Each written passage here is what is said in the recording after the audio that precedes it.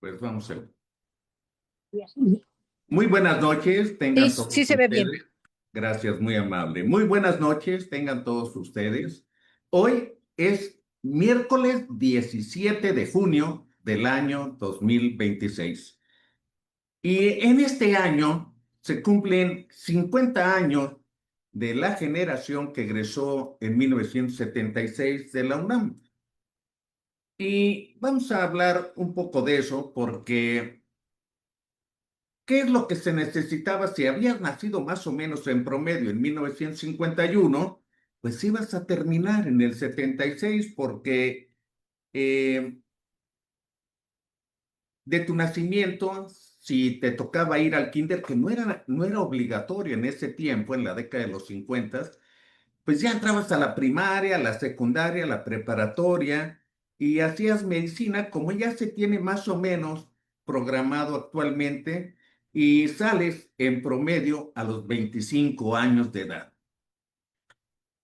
En aquel entonces, la UNAM representaba una institución pública de costos bajos que era muy accesible sobre todo para aquellos estudiantes pobres o de clase media que buscaban o querían hacer una formación profesional. Precisamente en esos años de los 60 creció la matrícula de la Escuela de Medicina en la UNAM por la tremenda demanda. O sea, mucha gente de mi generación pues deseaba estudiar en la Universidad de México y de esa manera pues se expandió la universidad y cómo no hacerlo puesto que la Facultad de Medicina de la UNAM pues como vamos a ver más adelante, es algo majestuoso y funciona Ciudad Universitaria desde 1956. Simplemente con verla, pues dan ganas de estar ahí. Y los planes de estudios se fueron modificando. A mí me tocó el plan todavía del 1960, que ya fue por semestres, y se estudiaba en aquel entonces por créditos. Cada materia daba un crédito. Así es de que esa formación pues integraba varias cosas desde el punto de vista de objetivos, de obligaciones, de esfuerzo que se tenía que hacer para tu formación profesional. Y es que precisamente fue en esas décadas, en la posguerra, eh, que las familias del campo buscaban, por la necesidad estudiantil, llegar a las ciudades, especialmente a la Ciudad de México, que concentraba pues la mayor parte de todo, la fuerza política, la fuerza económica y también la fuerza estudiantil y de oferta universitaria. Todas las personas tenían oportunidad de tener ingreso a la universidad, aunque no era tan fácil, y además gozaba de gran prestigio porque estaba totalmente consolidada y de ahí habían salido grandes personajes de la historia científica, social y política de México. Entonces, la combinación del acceso educativo, la infraestructura y el contexto hacía que estas generaciones, eh, si se dedicaban, pues podían egresar entre esas fechas de 74, 77, y la universidad se volvía algo realmente real, posible para la formación de médicos de clase de gente no solamente pudiente, de clase acomodada, sino para clases populares. Y precisamente cuando yo era niño, con mis padres, principalmente con mi mamá, por ahí de los 7 años, yo le dije a mi mamá, voy a ser doctor. Y entonces, pues al terminar la secundaria, ese deseo de querer ser doctor me llevó con la intención de entrar a la Prepa 1. Entrar a la Prepa 1 era prestigioso, era toda la gente quería estar ahí Y además se decía en ese entonces que tenías más facilidades entrando a una preparatoria incorporada a la Universidad de México de entrar a la Facultad de Medicina y formarte como médico. Y es que en esa década de los 60, la Prepa 1, o San Ildefonso, pues estaba rodeada de las novedades, no solamente de la ciencia, artes y todas las materias que llevábamos, sino de la cuestión política, de los derechos y cosas que en otras generaciones anteriores no se habían visto tan exaltadas, tan necesarias, tan importantes por lograr cambios. Así es que algunas personas le llamaron la generación, esa generación de los 60, la generación del cambio en México. ¿Y cómo no estar ilusionado de entrar a la preparatoria 1, San Ildefonso, puesto que tenía un gran prestigio, historia, nivel educativo, un edificio maravilloso, y que ahí en ese edificio eh, la gente no solamente quería llegar y estar con los mejores, sino que además había un ambiente de mucha congruencia política, de mucha congruencia social. Nos veíamos unos a otros como similares, aunque claro, había diferencias y íbamos empujando de las necesidades de que hubiese reformas educativas y siempre la universidad iba un paso adelante acerca de esos objetivos. ¿Y cómo no pensar que era de esta manera si con tanta historia en un edificio maravilloso, en donde se forjaron grandes personalidades durante generaciones, pues ahí no solamente había excelentes profesores, sino que también excelentes alumnos y ese ambiente tan universal, o sea, quiero decir, con tantas formas de pensar, de sentir y de ver la realidad desde diferentes puntos de vista, enriquecía en mucho la estancia en la preparatoria. Y es que, por recordar algunos de los grandes profesores que daban clases ahí en la Escuela Nacional Preparatoria, pues están aquí estos, el licenciado Vicente Méndez, el maestro Juan Durán, la maestra Martolivia Gallaga, la maestra Victoria Navarrete, todas ellas y ellos expertos y muy agradables en sus clases como José Antonio García López y la maestra Marva Silvia Reyes Chávez.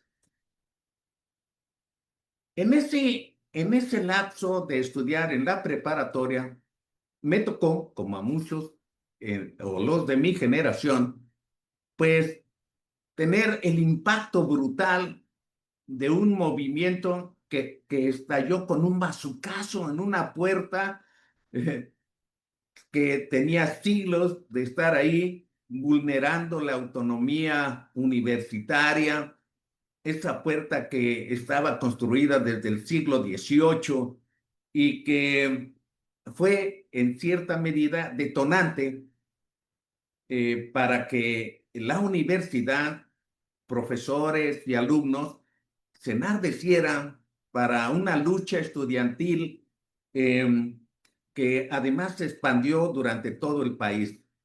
Y de esa manera, estudiantes y profesores, principalmente el rector de la preparatoria, el licenciado Vicente Méndez Rostro, y el rector de la UNAM, en ese entonces el ingeniero Javier Barro Sierra, estuvieron al frente con ideas y aportaciones de qué es lo que se debían de exigir en los pliegos petitorios de un movimiento que se estaba gestando.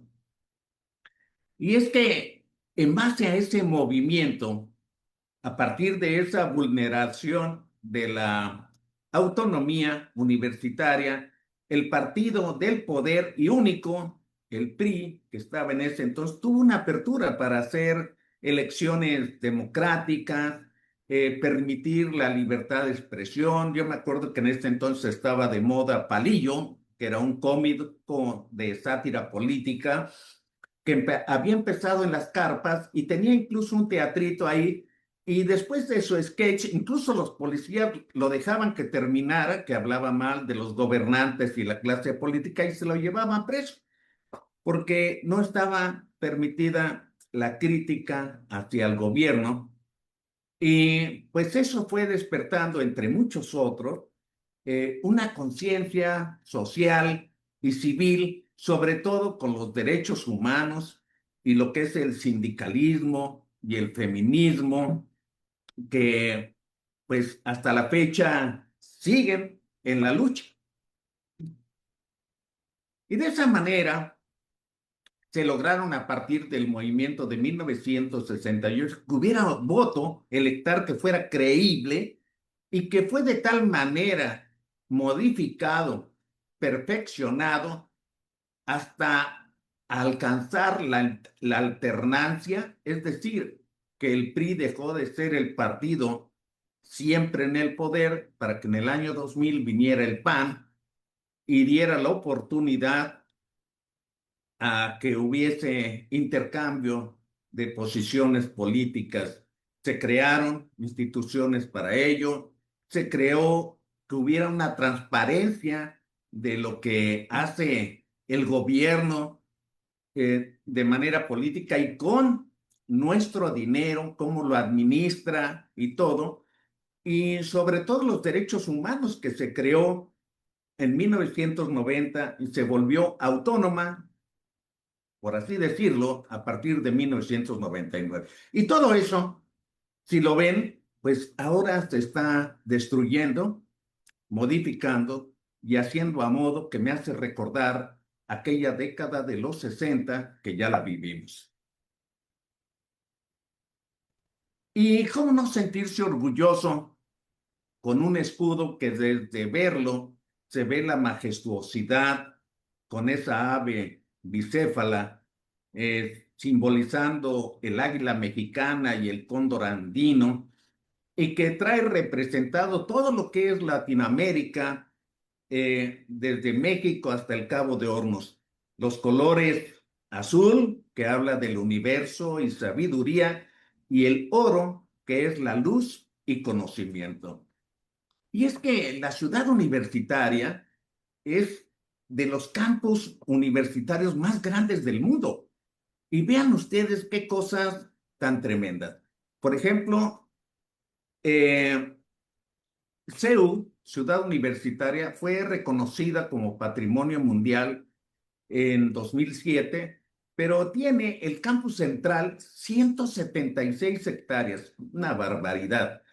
Y todo completa la ciudad universitaria 730 hectáreas, que si tomamos en cuenta todo lo demás que tiene la Universidad de México, serían 5.800 hectáreas. Para comparar un poco, Ciudad Universitaria es el segundo terreno más grande de la Ciudad de México, solamente después del Aeropuerto Internacional.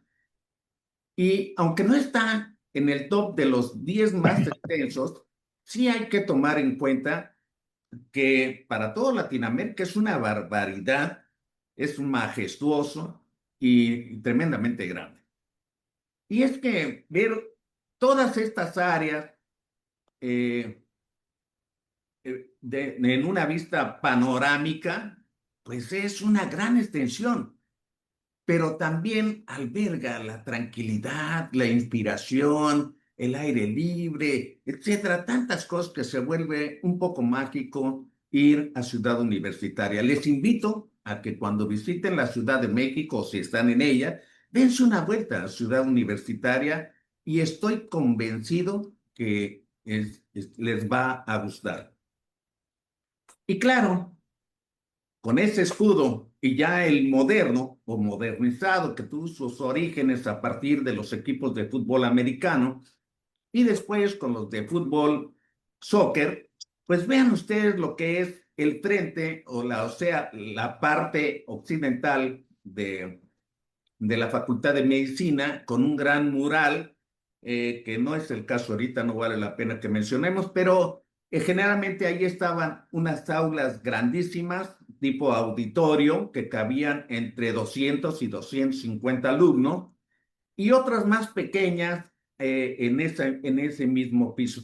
Esas escaleras llevaban a otro edificio que es este de acá, no sé si alcancen a ver, debajo de donde está mi ventanita, era parte de quirófanos y estudios de otras materias, histología, etcétera, y el gran auditorio, un auditorio, no recuerdo qué capacidad tiene, pero era bastante grande y tenía también otras salas y una vista maravillosa desde los quirófanos, cuando nos subíamos a estar operando perros, hacia el oriente, ver el estadio de Ciudad Universitaria y la torre de rectoría.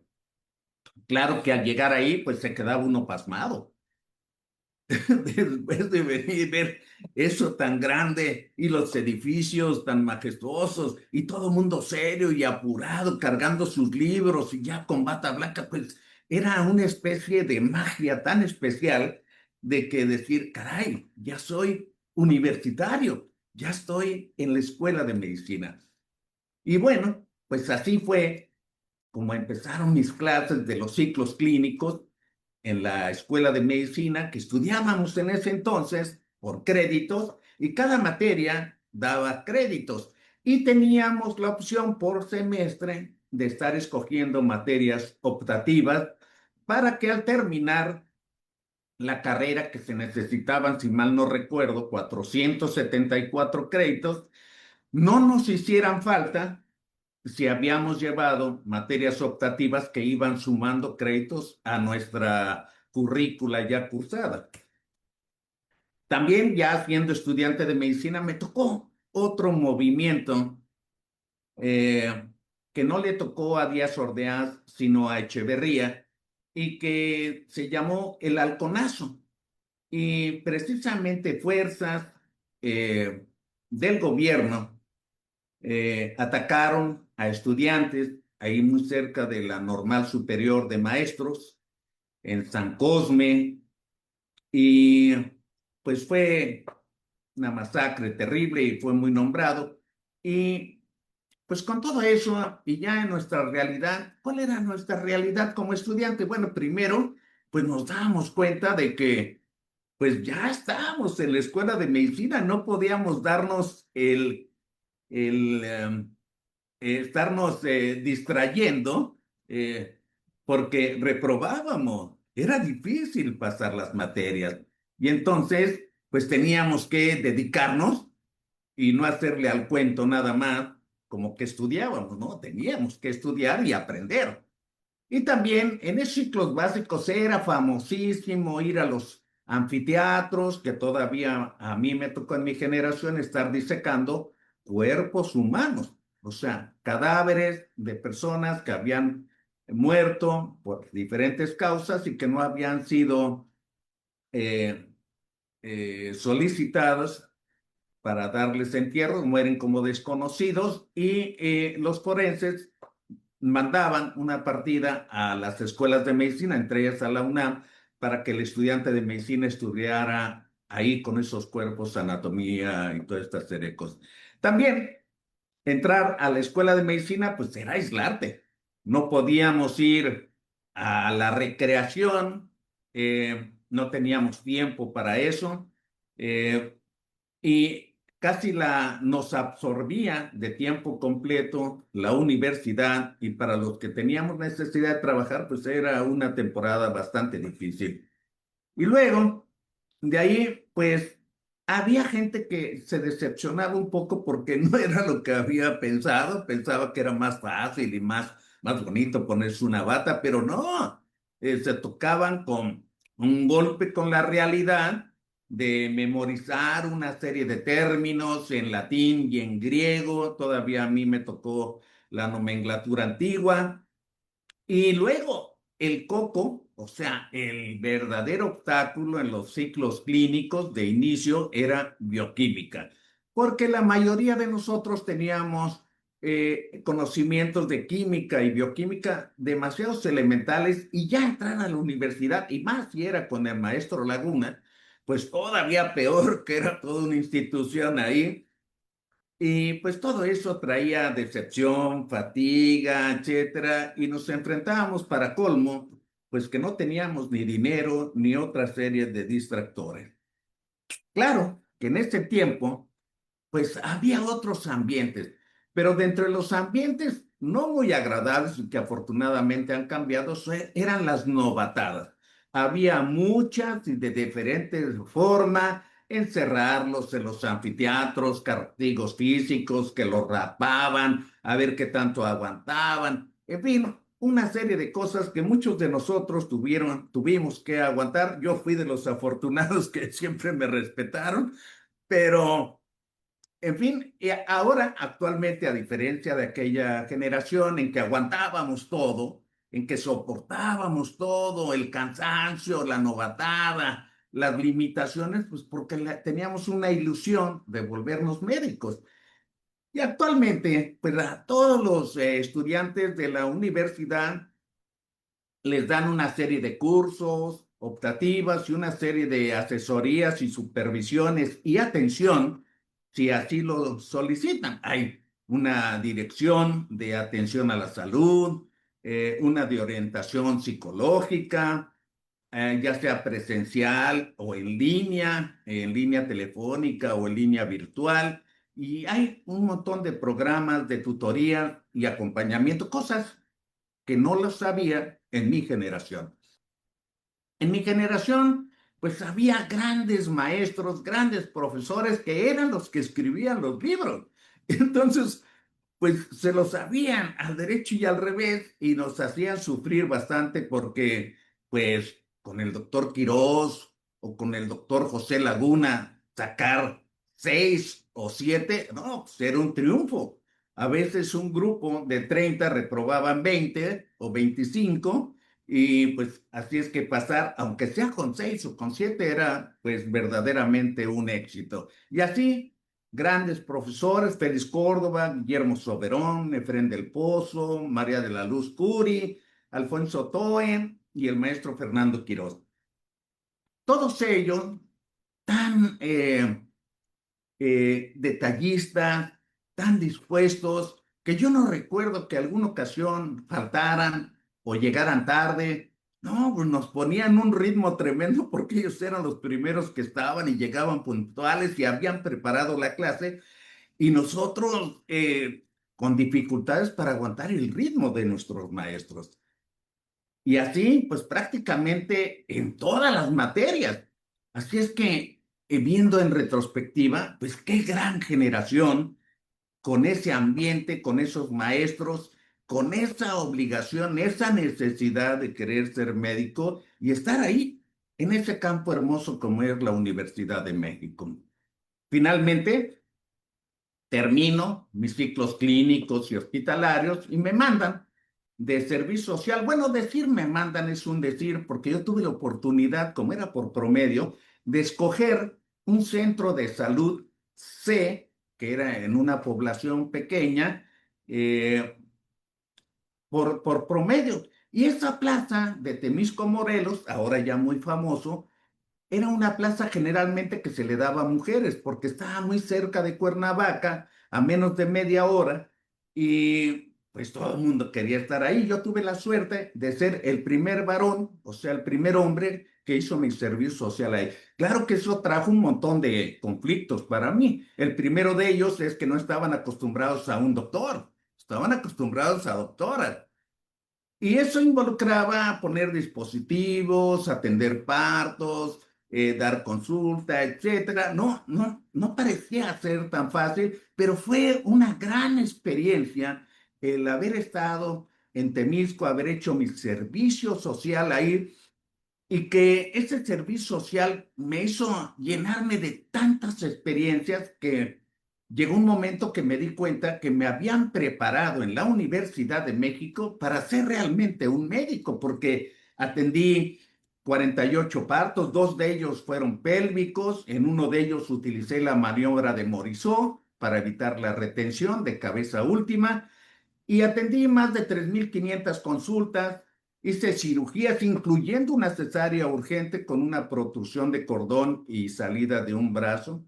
Le hice una cesárea, reduje fracturas, atendí balaceados, fui médico forense, fui médico legista ahí del municipio, capacité enfermeras, di cursos de enfermería, me llamaban para levantar actas legales en el municipio y pues todos esos recuerdos, incluyendo un cumpleaños, mi cumpleaños, que me festejaron en la escuela del pueblo y que fue una gran, gran experiencia que recuerdo hasta esta fecha.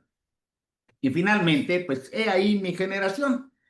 Eh, Había en mi generación varios compañeros que no eran mexicanos.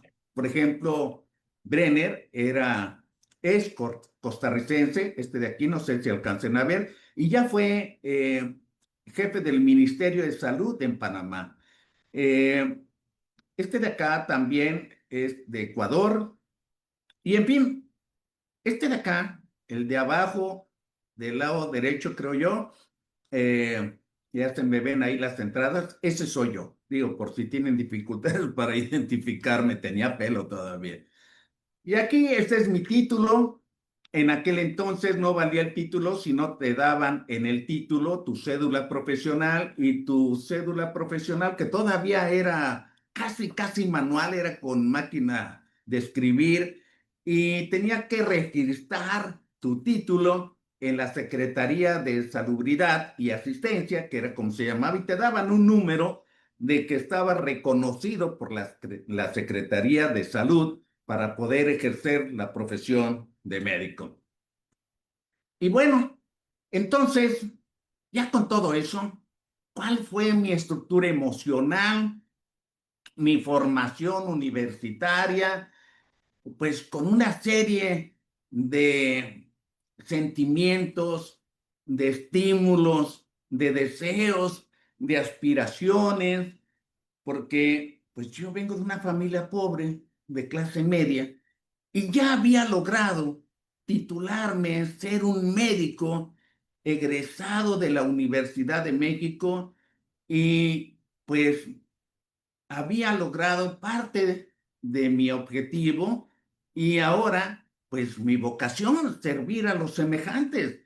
¿Qué es lo que voy a hacer ahora con mi profesión? Bueno, pues presenté el ENAR, como muchos de nosotros, y quedé. Finalmente, ahí están las cifras, eran menos aspirantes en aquel entonces y a comparación de ahora, y también menos plazas, y siempre ha sido reñido y difícil. Y de ahí me tocó hacer mi residencia rotatoria de posgrado, a la cual le estoy muy, muy agradecido. La realicé en los servicios médicos en ese entonces del Distrito Federal. Hay que recordar que en la década de los 70 no era Ciudad de México, sino que era el Distrito Federal. Y estuve en el Hospital Rubén Leñero, en el Hospital Infantil de Inguarán, en el Hospital de la Villa y el Hospital de Balbuena. Y cada una de estas instituciones representaba un escenario distinto de aprendizaje, principalmente clínico, muy intensivo, de urgencias con un alto volumen de pacientes, sobre todo de traumatología, quirófanos activos todos los días y a cualquier hora. Y aunque escaseaban el material, siempre había, pero yo creo que lo más importante es la capacidad, a pesar de esos recursos limitados, de resolver y de manualidad. Nos hacían volvernos hábiles y resolutivos.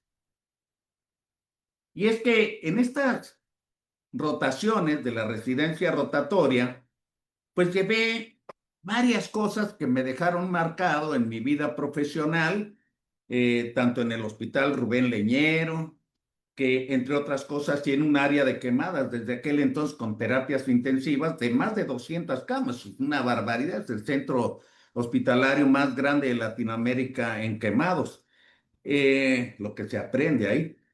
El Hospital Infantil de Inguarán, enclavado en una zona de clase media, donde tenía una gran influencia de otras colonias también, con una serie de patologías derivadas de la forma de vivir en esa década de los 70 en la Ciudad de México, que estaba francamente en expansión, creándose colonias, creo que diario se iban creando colonias en la Ciudad de México. En la rotación de traumatología de Valbuena, que hasta la fecha tiene un gran prestigio, bueno, no sé ahora, pero ahí llegaban mucha gente, sobre todo de traumatología, y que le resolvían sus problemas verdaderamente. Y en la villa también tuve oportunidad, sobre todo de prácticas quirúrgicas y ver parte de ginecología. Estas son mis constancias, tanto por el reconocimiento de la Universidad de México y la Dirección General de Servicios Médicos del Departamento del Distrito Federal. Entonces, ¿cuál es el legado de esa residencia rotatoria o RR, como nos llamaban cuando entramos a hacer la residencia rotatoria? Oye, ¿dónde está tu RR? Ah, no, pues aquel es mi RR. Y bueno, pues primero aprendimos a tener una actitud ante el paciente, desarrollar habilidades clínicas y quirúrgicas. Yo creo que lo más importante posiblemente era la toma de decisiones. No nos podíamos quedar en la indecisión y tomábamos decisiones rápidamente. Eh, esta rotación de estos servicios, que se llamaba junto con la Universidad de México curso de introducción a la especialidad, pues tenía como finalidad, y me di cuenta al terminar mi residencia rotatoria, que me había vuelto un médico general con todas las de la ley. O sea, sabía de medicina interna, de pediatría, de cirugía y de ginecología. Y de ahí pasé a hacer la especialidad de pediatría en un hospital elite, elite del ISSSTE, aunque es el más grande, el Hospital 20 de Noviembre, donde yo inicié y luego pasé aquí a López Mateos. Me encantó estar en el López Mateos porque era un hospital nuevecito, se construyó en 1970, a mí me tocó todavía, pero nació grande en el aspecto de que había ya una serie de condiciones y profesores muy especiales. En ese entonces el director era el doctor Carlos Conquitud Barrios, era el director general del ISSSTE, y el director general administrativo del ISSSTE era Carlos Riva Palacio. Y este hospital de López Mateos era impresionantemente limpio, bonito y sigue estando a la fecha. Si tienen la oportunidad, visítelo. Está en Avenida Universidad y Churubusco y es verdaderamente hermoso. Claro que ahora le ha ganado. En aquel entonces, por ejemplo, fue de los que iniciaron muchas tendencias a finales de la década de los 70, que no se conocían en México, como tener un tomógrafo, medicina nuclear, radioinmunoensayo, diagnóstico computarizado, genético, en fin, estaba lleno de una serie de cosas vanguardistas y que tuve la oportunidad dentro de mi formación de conocer gente y forma de operar con novedades muy, muy grandes y muy agradables dentro de mi formación. Hubo grandes tendencias de la neonatología y la perinatología porque tanto el 20 de noviembre con con excelentes médicos en el nacimiento de la neonatología y el Centro Médico Nacional, entre los que figuraban en aquel entonces, pues Amapola del Graz principalmente, pero también estaba otra gente del Seguro Social. A mí me tocó toda la influencia de la doctora Hortensia Hernández. La doctora Hortensia Hernández, gran neonatóloga, formó la terapia intensiva, siendo yo residente del neonato en el Hospital López Mateos, y fuimos de los primeros hospitales en tener cunas de calor radiante, respiradores volumétricos Baby Bear, que no había en México, y teníamos incluso un oxímetro gigantesco que lo calculamos y lo calibrábamos con atmósferas de presión para tomar la saturación de oxígeno, que era una súper novedad. Y también en ese entonces estaba apenas tratando integrarse los estudios de ultrasonido, aunque ya existían de tomografía, y pues me tocó todo eso con grandes profesores, entre pues, los cuales yo debo de recordar a Pinito Alemán. El doctor Pinito Alemán era un sabio, fue formador de generaciones de pediatras. Tengo el orgullo de haber estado con él y haber participado en algunas de sus investigaciones y creo que me dejó muy marcado. También, igualmente, tuve clases y fui residente del doctor José Navas Segura, que pues, el doctor José Navas Segura tiene un libro de neurología, es pues toda una, una personalidad y nos hacía que fuéramos clínicos a pesar de tener tomógrafo, nos pedía que hiciéramos examen clínico y determinar la lesión, sitio de la lesión y todo lo que estaba involucrado. Así es de que fue para mí muy, muy enriquecedor y me siento muy afortunado de haber sido alumno de él. Entonces, también existe hasta la fecha CLIDA, que es una medicina preventiva avanzada junto al Hospital López Mateos y que ahí en ese servicio pues tuve oportunidad de conocer también, sobre todo grandes doctoras como la doctora Limón y la doctora Blanco, que hacían detecciones de riesgos hereditarios y que se iban canalizando poco a poco. Imagínense ahora, me encantaría saber si están trabajando ya algo del CRISPR. En fin, el doctor Vázquez del Mercado, un gran neurólogo y neurocirujano que se formó en Estados Unidos y que fue el primero en hacer cirugía transesfenoidal para tumores de hipófisis. Era terriblemente exigente, era un dandy para vestir además, y muy, muy, muy exigente, pero verdaderamente aprendí mucho con él. Finalmente, pues yo creo que toda esa conjunción de una gran exigencia, las famosas guardias de castigo, que después le cambiamos el nombre para que no se oyera tan feo, y entonces ya sabes que llegaste tarde, pero vas a tener una guardia de premio, no de castigo. ¿Y por qué de premio? Pues para que pases más tiempo en el hospital aprendiendo, ¿verdad? Que no pierdas el tiempo si aquí es donde vas a aprender. Y entonces, muy agradecido con el doctor Pinito Alemán, con Vázquez del Mercado.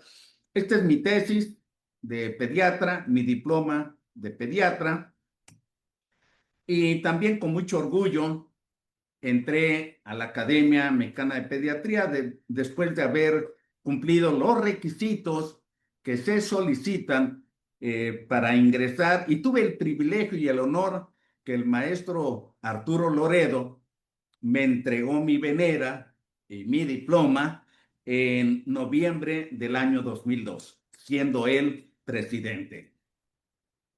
También, ya más recientemente, en 2017 me volví un socio titular de la academia que tengo hasta este momento. Y pues, ¿qué es lo que he hecho yo en estos 50 años? Bueno, pues fui pediatra del Seguro Social durante 30 años, actualmente estoy en retiro desde hace 15. Fui profesor de la Universidad Veracruzana, asesor académico y conferencista nacional e internacional de varios laboratorios también. Fui presidente del Colegio Mexicano de Profesores de Pediatría. Actualmente, pues soy presidente y director general de la Fraternidad Médica por la Salud, Médicos Unidos por México. Y dentro de mi producción de 37 publicaciones nacionales e internacionales, eh, pues están en tres grandes líneas de investigación: asma y función pulmonar pediátrica, pediatría preventiva y atención primaria, y salud pública, crianza y bienestar infantil. He recibido algunas distinciones, como el CIPAN en 1997 en un congreso internacional. Lo recibí en Lima, Perú. Le tengo mucho cariño a ese premio porque ahí fue mi inspiración para hacer los valores de flujo expiratorio máximo al nivel del mar, publicados en español, y el de Peak Respiratory Flow What's Illegal, publicado en inglés en la revista del Miami Children's Hospital. También gané premios de investigación en Monterrey, en el Congreso ahí de Monterrey, con el premio Joaquín Cravioto, que a mí me tocó todavía que me entregara un premio el maestro. Y tuve algunos otros lugares de investigación en Villahermosa, y ya en 2020 la academia me otorgó, y agradezco mucho la distinción, Amapola Adelgras. A partir del 21 de abril del 2020, pues como todo el mundo, la vida cambió para todos nosotros con la pandemia del COVID, y en pleno confinamiento, pues empezamos esta aventura maravillosa al darnos cuenta de la gran necesidad que tenemos en México de aprender del primer contacto. Nos dábamos cuenta todo lo que habíamos dejado de hacer y todo lo que estábamos haciendo mal, creyendo que solamente la medicina hospitalaria iba a resolver los problemas del país. Y tristemente aprendimos con el temor y el dolor de ver cómo murieron gran cantidad de mexicanos y gran cantidad de médicos, simplemente pues porque faltó algo. Faltaban técnicas de uso de equipo de protección por diferentes causas, se tuvo que hacer triaje, informaciones inadecuadas, quédate en casa y cosas por el estilo. En fin, aprendimos feo, pero a partir de esa impresión que nos dio, pues formamos la Fraternidad Médica por la Salud, Médicos Unidos por México, y como nacimos en la pandemia, pues nos interesó mucho dar información, porque recibíamos información a diestra y siniestra de deportistas, de artistas, hablando del dióxido de cloro, en fin, un montón de cosas que decíamos, qué barbaridad, y se hacen virales. ¿Por qué no damos información que tenga una estructura científica y que sea veraz, que sea útil para la población? Y de esa manera, pues trabajando con aportaciones de colegas y amigos, muchos de ellos académicos, pues empezamos a ofrecer videoconferencias. Actualmente vamos a llegar a 1,300 en estos 6 años, y hemos hecho varios congresos y trabajos académicos respaldados por la Academia, por la Universidad del Valle de México, y ahora por el Colegio de Médicos del Estado de Veracruz. También hemos fomentado la investigación y la actualización científica con producciones, con manuscritos y libros. Entonces, esto es lo que he hecho yo en mi vida. Y debo de reconocer que en estos 50 años, pues todo lo que yo aprendí en la escuela de medicina, si yo lo quisiera aplicar ahora, es totalmente obsoleto. Quiere decir que yo me he vuelto un médico veterano aprendiendo de todos los días, aprendiendo con investigación, aprendiendo enseñando, aprendiendo de mis amigos, de mis colegas y leyendo. Entonces, eso es verdaderamente lo que yo he hecho en mi vida. Y entonces, este medio siglo de médico ha mostrado que los pacientes no recuerdan todas tus recetas, pero jamás olvidan que los hiciste sentir bien. Hay que ser empáticos, hay que ser resilientes, hay que ponerse del otro lado cuando uno consulta a un paciente.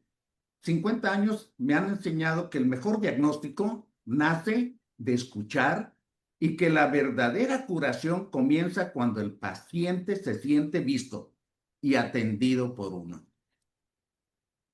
Y pues quiero decir que soy la suma de mi vocación, dedicación y vivencia, siempre con el apoyo de mi familia, mis amigos y pacientes que han hecho de mí lo que soy ahora, actualmente. Dios los bendiga a todos. Gracias a la UNAM, al ISSSTE, al Seguro Social, a la Academia Mexicana de Pediatría, a la Universidad del Valle de México, a la Universidad Veracruzana, al Colegio de Profesores de Pediatría y a Médicos Unidos por México.